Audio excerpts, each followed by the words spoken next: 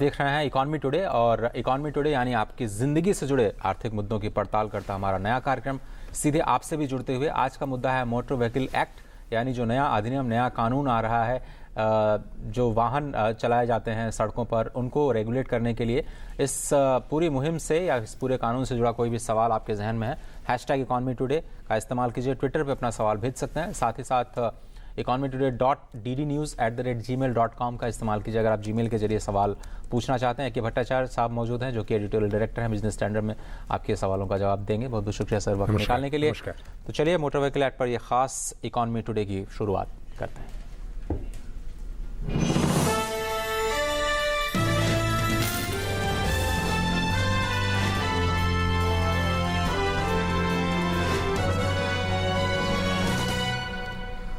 Well, Lok Sabha has passed the Motor Vehicles Bill. This bill intends to save lives by ushering in radical reforms in the motor vehicles law. It has provisions to slap heavy penalty on traffic violators and protecting the good Samaritans. Cutting across the party lines, members complimented government for taking the views of all stakeholders in drafting this bill. Transport Minister Nitin Gadkari also said that the new provision will ensure stricter norms for bringing down the pollution levels due to vehicular emission.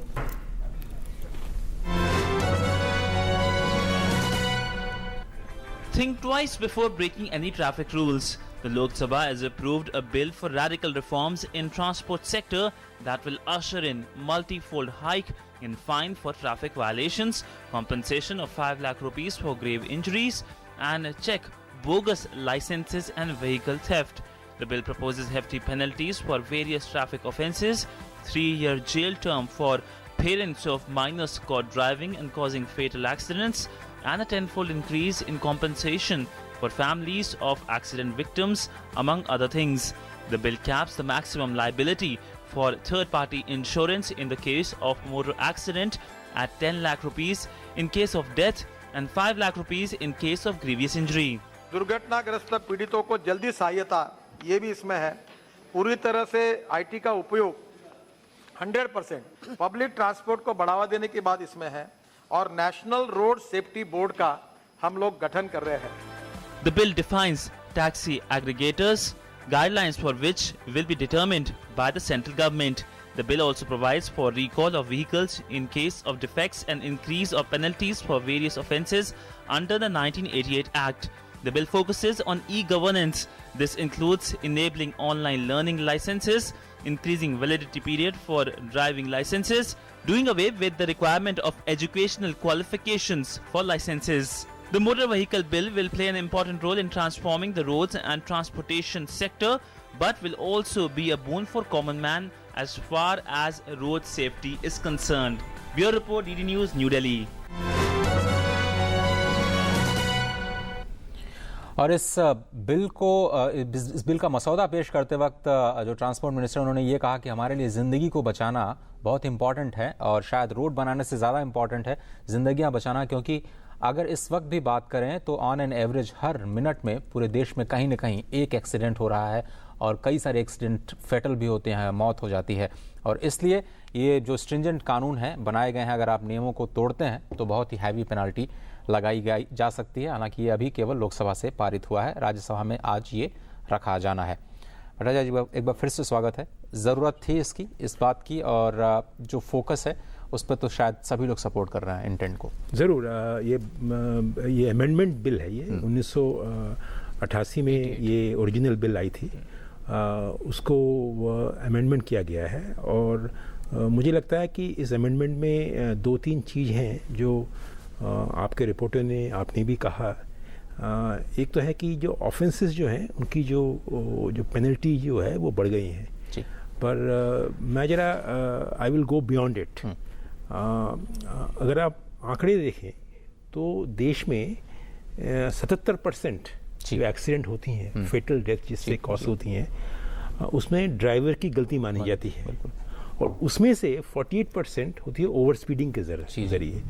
तो मुझे लगता है कि अगर penalties ज़्यादा stiff हो जाएं तो कुछ अंकुश तो लगेगा, और उससे भी ज़्यादा जो प्रोविजन इसमें दिया गया है कि जुवेनाइल ड्राइविंग, जिससे कि जो अप्राप्त वयस्क जो आदमी है, इंसान जो है, बच्चा जो है, वो ड्राइविंग लाइसेंस तो नहीं ले सकता पर वो ड्राइव कर रहा है।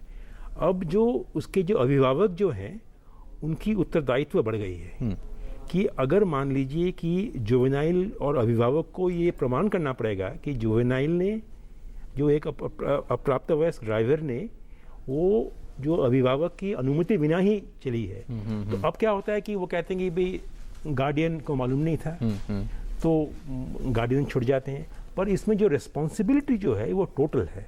अच्छा, इसके दो तीन और भी इस बिल के पहलू हैं। वो मेरे ख्याल से एक तो है कि जो हमारी जो मोटर व्हीकल सेक्टर जो है वो काफ़ी इंश्योरेंस से जुड़ी हुई है। ठीक है। नाउ अगर हम देखें, हम पिछले 2-3 साल में हर साल क्या हो रहा है कि जो थर्ड पार्टी इंश्योरेंस जो है, जो कि मान लीजिए 2 गाड़ी में एक्सीडेंट होती है पर तीसरा आदमी हिट होता है, तो उसकी जो इंश्योरेंस जो है वो भी इंश्योरेंस के अंदर आती है। जी। उसे हम थर्ड पार्टी इंश्योरेंस कहते हैं। नाउ थर्ड पार्टी इंश्योरेंस की जो प्रीमियम जो है वो डबल हो गई है एक साल में, क्योंकि इंश्योरेंस कंपनी देख रही है कि जो थर्ड पार्टी इंश्योरेंस में उनका बहुत ज़्यादा क्लेम मुआवजा जा रहा है, और उससे क्या हो रहा है कि जो मोटर इंश्योरेंस करवाते हैं जो उसमें काफ़ी रिलक्टेंस आ रही है कि थर्ड पार्टी इंश्योरेंस कराने से इमीडिएटली प्रीमियम बढ़ जाता है। जी। अब इस बिल में एक सेंसिबल प्रपोजल किया गया है कि उसमें एक कैप कर दिया गया है कि अगर डेथ में third party insurance claim 10 lakh होगा, अगर ग्रीवियस इंजरी होगा उसमें 5 लाख होगा। पर ये भी प्रावधान है, इंटरेस्टिंग बात ये है कि अनलिमिटेड नहीं है वो। अनलिमिटेड नहीं है, पर कोर्ट जो है, कोर्ट अगर ये राय दे कि भाई इसमें 10 लाख से काम नहीं होगा, इसमें बढ़ाना पड़ेगा, तो कोर्ट एक स्पेसिफिक इंटरवेंशन कर सकती है। तो मुझे लगता है कि इस बिल में काफ़ी सोच विचार गई है इसके अंदर। मान लीजिए जो एग्रीगेटर के ऊपर जो है उसमें एक नई कानून व्यवस्था की एक बात की गई है कि जिसके के सेंट्रल गाइडलाइंस होंगी। राइट नाउ क्या होता है कि हर स्टेट के डिफरेंट गाइडलाइंस होते हैं। आप ऊबर ओला की बात कर रहे हैं, सब टैक्सी फॉर श्योर आ रही हैं, मेरू आ रही है। अब उन्होंने क्या किया, एग्रीगेटर सर्विस जो है डिफरेंट स्टेट में लाइसेंसिंग हो सकती है, पर जो गाइडलाइंस जो होगी वो सेंट्रल गाइडलाइंस होगी। इसका ये मतलब कि अगर आप जीएसटी की बात कर रहे हैं, वन कंट्री वन मार्केट की बात कर रहे हैं, तो आप दिल्ली में बैठे हुए हैं, तो दिल्ली से आप मद्रास में गए तो वहाँ पे जाकर आप देखेंगे नया सिस्टम है, पर जो गाइडलाइन जो होगी टैक्सी एग्रीगेटर सर्विस की वो एक होगी, और लाइसेंसिंग जो होगी उसके तहत वो डिफरेंट स्टेट करेगी। नाउ ये एक कोऑर्डिनेशन का चैलेंज है, स्टेट और सेंटर में कोऑर्डिनेशन करना पड़ेगा। पर जो इन प्रिंसिपल जो ये बात मुझे लगता है कि ये एक बहुत सूझबूझ की बात है, और ये मोटर व्हीकल्स अमेंडमेंट एक्ट काफ़ी स्टैंडर्डाइज करने में हमें सुविधा करेगी। सर लेकिन अगर माफ कीजिएगा, ये लोकसभा से मान लीजिए अभी पारित हुआ है, राज्यसभा में पारित हो जाएगा, तो उसके बाद ये तो सेंट्रल कानून है शायद, तो स्टेट्स में कैसे इसका इम्प्लीमेंटेशन होगा? क्या उनको रेस्पेक्टिव लॉज बनाने पड़ेंगे? ये कंकरेंट लिस्ट में है, तो उनको एक सबऑर्डिनेट लॉ होगा, वो एक this will be treated as a model law, और स्टेट उनको एक्सेप्ट करेंगी, और जो स्टेट नहीं करेगी वो उनको हम पिछले स्टेट मानेंगे और उनको कन्विंस किया जा सकता है। क्योंकि अब देख रहे हैं कि इस देश में अब अगर सेंटर ने जो बीजेपी रूल्ड स्टेट है, अगर स्टेट के पास आधे से ज़्यादा स्टेट हैं, तो मुझे लगता नहीं है कि देश में बड़े बड़े प्रदेशों में इसका कोई मोटे तौर पर अगर सर मान लीजिए ट्रैफिक लाइट है, उसका उल्लंघन करने पर 5,000 रुपये, मिसाल के तौर पर मुझे एग्जैक्ट नहीं याद आ रहा, 5,000 रुपये मान लीजिए फाइन है, तो वो क्या उत्तर प्रदेश या तमिलनाडु में सेम रहेगा, या फिर वो राज्य सरकारें बदल सकती हैं वो जुर्माने की जो राशि है? क्योंकि इसको लेकर शायद हो सकता है राज्यसभा में आज जरूर डिबेट होगा इसके ऊपर, पर मुझे लगता है कि जो एक मॉडल लॉ है, और ये इसके ऊपर स्टेट गवर्नमेंट्स अभी तक जो है डिफरेंट स्टेट में डिफरेंट फाइन्स लगती हैं, तो इसका जो एक फ्लेक्सिबिलिटी जो है वो दे सकते हैं, इसमें कोई बात नहीं है। Once if that flexibility is given, don't you think the entire spirit of this bill will go down? Because the spirit of the bill is not just the raising of the penalty, in my view. The spirit of the bill is to increase the effectiveness and the spread and the scope of this bill, to make sure there is a total improvement in the motor vehicle sector. Because right now what is happening is there is not enough focus on safety, not enough focus on taxi aggregation, there is not enough focus also in the manner in which licensing provisions are being used. So I think raising penalty और अगर 5,000 कर दिया गया, मुझे लगता है कि without enforcement it will not work. अगर मान लीजिए आप you raise the fine on mere jumping a traffic light to 5,000 rupees, it might act as a deterrent only if there is genuine law enforcement. Okay. In states or in any country, any system, if the genuine law enforcement is missing, then you will actually give rise to bribery and misuse of that power. Absolutely. So I think it is very important that these higher penalties should come along with stronger enforcement measures. Impact. So without that, it will be a problem. True. So the other issue that comes is when we talk about this road accidents, it is not just two vehicles colliding or three vehicles colliding. It could be the infrastructural imbalances as well. Now, if that happens, what exactly should how exactly will this act come into effect? Well, I mean, my quick reading of this law as amended by the Lok Sabha is that this is one shortcoming probably because a road accident takes place for a variety of reasons. True. It is by overspeeding, by 3% of the accidents are because of drunken driving, but 70%, as I said, is because of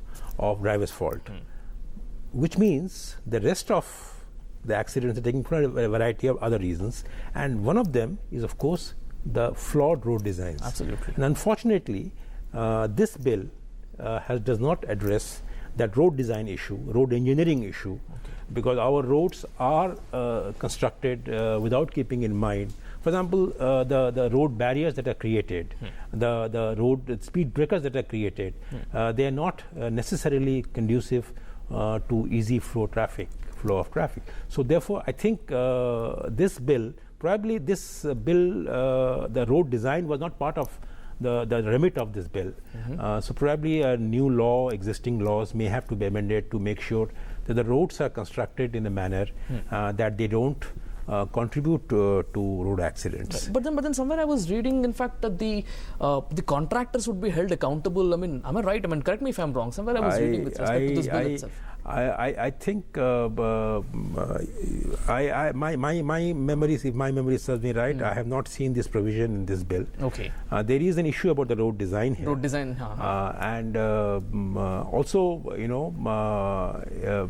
there was a proposal, if I remember correctly, that the third party DPR designer and the contractor will be held responsible for the bad roads. In fact, there is some provision, in fact, mentioned somewhere, but then we'll have to see. My question is this: they may be held responsible, but what about what are the road design requirements? True. So you need to actually lay down the standards. Just because the accident takes place and the prosecutor says that it's because of the road design, and the contractor says, sorry, it is not because of the road design. So you need to lay out and outline the standards of road design, that whether those designs were followed or not. Right. The fact is that a large number of roads are built here without adhering to those specific standards. True. Let's slip into a short commercial break. After the break, we'll be taking the questions which you've been sending on the social networking handles. Also, with respect to certain analysis with respect to the licensing authorities' role as well. Stay tuned, don't go anywhere.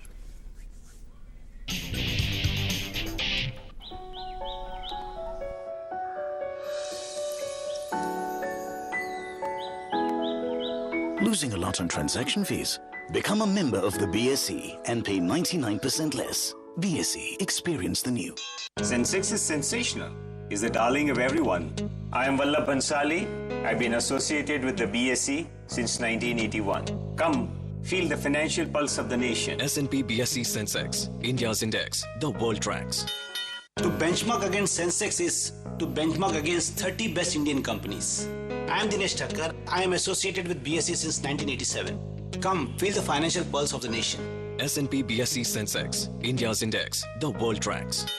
The mood of the nation is always in tandem with Sensex. I am Ketan Marwadi and have been associated with BSE since 1990. Come, feel the financial pulse of the nation. S&P BSE Sensex, India's index, the world tracks. Increase your playing field. Introducing S&P BSE 100, India's most broad-based derivatives traded index.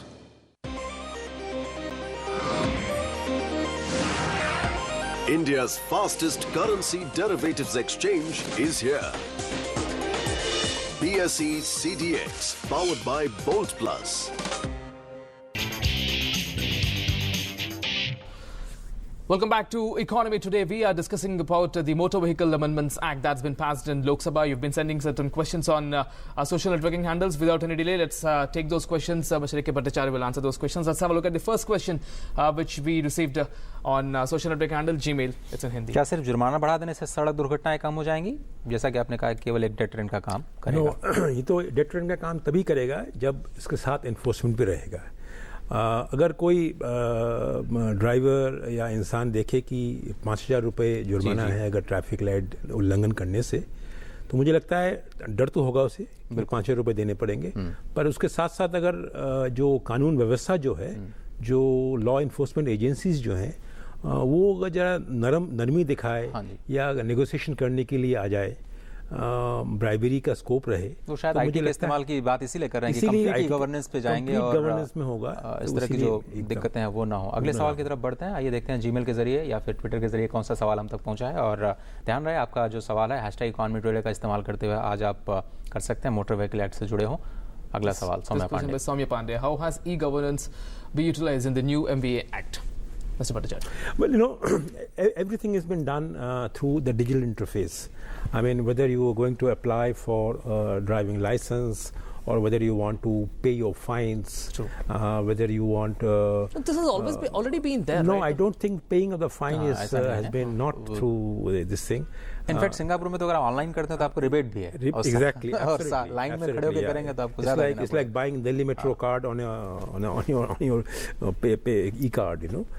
So I think this will mean a big jump in terms of in governance standards, I think. शायद learning जो है वो online मिल जाएगा, लेकिन फिर भी आपको शायद टेस्ट तो देना पड़ेगा आपको। For that you go on any given day, you go and take your test. Parliament में तो मंत्री जी ने कहा कि कोई कितना ही बड़ा आदमी क्यों ना हो, विदाउट टेस्ट आपको लाइसेंस नहीं मिलेगा। You know, एक इम्पॉर्टेंट चीज हम इस मोटर व्हीकल एक्ट में बिल में अमेंडमेंट जो हुआ है वो है कि हमारे देश में कोई अगर मान लीजिए कोई व्हीकल मैन्युफैक्चरर जो है वो एक डिफेक्टिव पार्ट्स है उसकी, अब उसमें कोई लीगली कोई रिकॉल की कोई व्यवस्था नहीं है, एक वॉलंटरी रिकॉल की व्यवस्था है।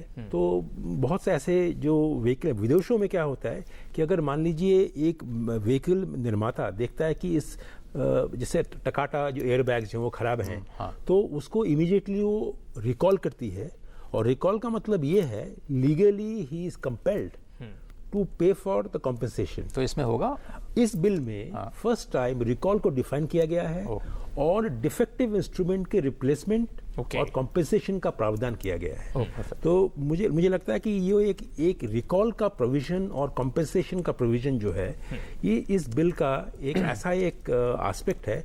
तो इसका मतलब सर चर्चा नहीं हुई है, मैन्युफैक्चरिंग सेक्टर भी इसमें दायरे में आ गया। इसका मतलब मैन्युफैक्चरिंग स्टैंडर्ड्स जो हैं वो पहली बार डिफाइन हो गई और रिकॉल का जो एक प्रावधान है, अब एक ऑटो कंपनी को अगर मानते हैं कि अगर क्लच प्लेट खराब भेजा है उन्होंने, उनको मालूम पड़ गया या मैं कंप्लेन करता हूं कि ये सारे इसमें क्लच प्लेट खराब है, तो वो रिकॉल करने का एक अंडर द लॉ उसको एक प्रोविजन है, और अगर वो रिकॉल करेगा the law will require him to compensate for the losses and replace those parts. Okay. Right now it is all done on a voluntary basis. I think this is a big step actually. Right. Let's have a look at another question. This question again is on our Twitter handle. Let's have a look at this question. This question by Pankaj Sharma. Is it possible to have a joint mechanism to check depleting roads and vehicle movement on it for safety of riders under Motor Vehicle Act? That's the question. Well, you know, I couldn't really understand the question. Joint mechanism would mean state and center? Could be, in fact. I mean, to check, must be the same thing. Probably that state and center, or maybe I don't know if there is a third stakeholder, which is then civil society representatives. The law has already made a lot of good provisions for the Good Samaritans relief and all that. But I think you know, there are no clear specific provisions that allow for this kind of joint mechanisms. Frankly speaking, why should there be a need for joint mechanisms? Because there will be just a guideline for that. The jurisdictions of any accident are very clear. Even if it is on a national highway and if it is in the territory of a state, the state takes over. So I don't see any need for any joint mechanism. It might actually, on the contrary, create some confusion. True. We have another question on Twitter handle. Let's have a look at that question too. This question is by Bharat. And let's have a look at that question on Twitter. And he says, if vehicle registered in another state would be covered in resident state for taxes in the new bill. So he just wanted to this basically one vehicle registered in one state and then going to, if it is running in the other state, in fact, where could the taxes be covered under this new act? No, I don't think this law makes any change to the existing taxation provisions. They continue to be the same. If you are under the law, if it is a privately registered vehicle, you can travel anywhere in the country. Without paying any extra taxes. But if you are going to reside in that state for, I think there's a specified period, 90 days or so, then you have to change the registration and pay registration taxes in that state. Enforcement of that is very, very lax. There are a large number of vehicles of different states which continue to ply in different states. But I don't think that's an issue, and this law does not change that situation. और sir शायद GST के आने के बाद भी registration के लिए जो पैसा जाता है टैक्स, उसमें कोई डिफरेंस नहीं है, वो आपको देना ही पड़ेगा. जस्ट फॉर द इन्फॉर्मेशन, क्योंकि उन्होंने टैक्स की बात की, तो हर स्टेट में अलग अलग रजिस्ट्रेशन चार्जेस हैं, तो उसमें कोई अंतर नहीं आएगा. अगले सवाल की तरफ बढ़ते हैं अगर हमारे पास है. नहीं तो सर एक चीज़ और कि जो एनवायरमेंटल कंसर्न्स हैं, क्या उसका भी ध्यान रखा गया है? जो हम BS3, BS4, BS6 तक की बात कर रहे हैं, तो एक्ट में बोलता है कि या फिर इलेक्ट्रिक व्हीकल्स को कुछ बढ़ावा देने की बात? पब्लिक ट्रांसपोर्ट के ऊपर काफ़ी जोर है. नेशनल ट्रांसपोर्ट पॉलिसी एक बनाने की एक प्रावधान है इस लॉ में, और मुझे लगता है कि नेशनल ट्रांसपोर्ट पॉलिसी जो बनेगी उसमें ये काफ़ी जोर दिया जाएगा. जो इंटीग्रेटेड ट्रांसपोर्ट पॉलिसी की बात. Exactly. Now this law actually एक आधारशिला बनाई है, एक सेफ्टी के ऊपर और एक नेशनल ट्रांसपोर्ट पॉलिसी के ऊपर. और ये 5-6 जो नए जो रूल्स अमेंड किए हैं, ये एग्रीगेटर्स पॉलिसी के रूल्स, सेफ्टी के रूल्स, पेनल्टी के रूल्स, रिकॉल के रूल्स, इंश्योरेंस के रूल्स, ये इरिटेंट्स से इनको रिजॉल्व किया गया है. और बाकी नेशनल ट्रांसपोर्ट पॉलिसी और एक सेफ्टी बोर्ड का और एक नया एक फंड क्रिएट किया गया है. वो फंड जो जिससे कि जो अनइंश्योर्ड जो है, जो हिट एंड रन केसेस होते हैं, जो अनइंश्योर्ड है, उसके लिए ये फंड काम आएगा. हालांकि करंट लॉ में भी एक सोल्यूशन फंड है, पर ये देखना पड़ेगा कि वो नया फंड किस तरह से क्रिएट होता है. और उस फंड को और सोल्यूशन फंड को जो है वो किस तरह से मर्ज किया जाएगा या अलग ही रखे जाएंगे. तो पर एक नया फंड का भी क्रिएट का उल्लेख इस नए अमेंडेड लॉ में किया गया है. बहुत सारे स्ट्रिंजेंट पेनल्टीज़ हैं अगर आप बात करें. अगर आप विदाउट टिकट या फिर अथॉरिटीज़ का उल्लंघन कर रहे हैं तो आप 500 की जगह 2000 रुपये. अगर आप विदाउट लाइसेंस जा रहे हैं तो आप 500 की जगह 5000 रुपये. बिना लाइसेंस के एक तरह से गाड़ी चलाना बहुत खतरनाक होगा. अगर डिस्क्वालीफाई आप कर दिए गए, उसके बाद भी अगर आपने गाड़ी चलाई तो फिर 10,000 रुपये. और कहीं कहीं तो अगर आपने लाइसेंसिंग कंडीशन का एक तरह से बेजा इस्तेमाल किया तो 1 लाख रुपए तक की पेनल्टी भी की गई. मुझे लगता है कि वो शायद एक बहुत बड़ा डेटरेंट होगा. ओवरलोडिंग के लिए पैसा जो जुर्माना वो बढ़ा देगा, शायद उससे भी काफ़ी मदद मिलेगी. काफ़ी भी होगा और उसका एक बहुत बड़ा एक पॉजिटिव इम्पैक्ट होगा एंटायर सेक्टर के ऊपर. इस वक्त हमारी क्या होती है कि जो ओवरलोडिंग ऑफ व्हीकल्स, तो एक तो है रोड में एक रोड का जो एक्सीडेंट करने से होने से काफ़ी चांसेस बढ़ जाती हैं. जो ओवरलोडेड ट्रक्स होती हैं, सड़कें भी खराब होती हैं. और हमारी जो ब्रिजेस जो हैं, जो कलवर्ट जो है, उनके ऊपर ज़्यादा जोर पड़ता है. तो रोड डैमेजिंग, तो ये एक टोटल डैमेज. दूसरी तरफ आप अंडर पे कर रहे हैं उसको जो लॉजिस्टिक्स में है और उसमें पैसा बना रहा है. और व्हीकल का भी जो एक्सेल लोड से बढ़ जाता है तो व्हीकल का भी नाश होता है. तो मुझे लगता है कि ये एक बहुत बड़ा एक नेगेटिव फैक्टर है. अगर उसको हम ये फाइन के जरिए से इसको प्रिवेंट कर सकें, पर मेरा मानना ये होगा कि ये एग्जीक्यूशन एनफोर्समेंट है जो सबसे इम्पोर्टेंट. और इसमें एक पुलिस फोर्सेस के साथ ये लॉ का एक गठबंधन होना चाहिए जिससे कि इन्फोर्समेंट ठीक से हो इसका। बिल्कुल, वो शायद एक अंडरलाइन वो आप कह रहे हैं कि वो डिजिटल उस माध्यम से या फिर ऐप के माध्यम से अगर कोई चीज़ अपनी पहुंचाना चाहे तो फिर वो कर सकता है। कोई और सवाल है हमारे पास? Let's have a look at certain questions we're getting, and questions in fact continuously. Let's have a look at those questions now. The another question is on our on the Gmail handle we've got Bhas. This is by Twitter, Dr. Alka Singh. He says, would National Safety Board be able to make expressways supporting Make in India? I think this does not have to deal with. I think confused कर रही हैं. Yeah, maybe the long-term impact would be, you know, I mean, if you make expressways, of course you do give an indirect push to Make in India, because these roads are constructed by who? These roads will be constructed by Indian companies. Absolutely. So there will be some sort of a, cement will be required, the concrete will be required, steel will be required. So in a larger sense, it will have a positive impact on Make in India. Sir, tolling को लेकर के हमें कुछ सुनाई दे रहा था कि शायद एक कुछ ऑब्जर्व करना चाह रही है सेंट्रल गवर्नमेंट, एक व्यू लेना चाह रही है। टोलिंग के ऊपर ये है कि again there has to, the only solution to this problem of tolling which reduces the speed of vehicles has to be through digital answer, which is that there should be those tickets on your vehicles which will automatically be read and money will be deducted from you. Now this proposal is there. The relevant laws have been amended in my understanding, but once again, as I was saying, the issue is of enforcement, popularizing it.